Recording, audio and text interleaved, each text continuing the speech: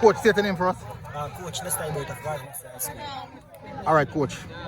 A big match here today. Derby. Intense derby. Can see you sweating the same way. You came away victorious. Can you just take us through the game?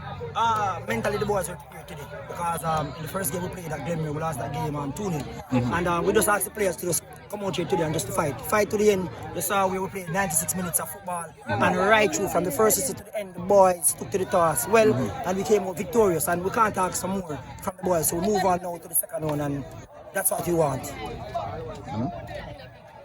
All right, Coach. First of all, when it's half-time, Yes. you were leading at half-time. Yes. What was the intent? What was the message at half-time with that lead? Just to not sit back.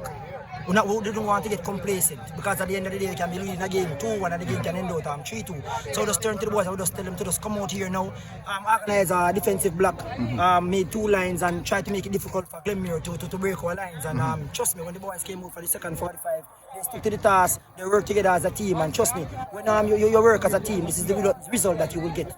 Yeah, and so far, basically, you guys are still advanced in the next round. Yes. What are preparations now like for the next round? Is there any break or just straight back into the office? No, we go straight back to the training ground. There's no break in football because at the end of the day, if you want to be a top team, you can't just break. You have to stick to it day by day and go again on the training pitch and just work together as a team. We have some mistakes that we saw here today, so guess what? We have to go again, work on them, come again second strong for the second phase of the league, and because we want to go straight to the finals.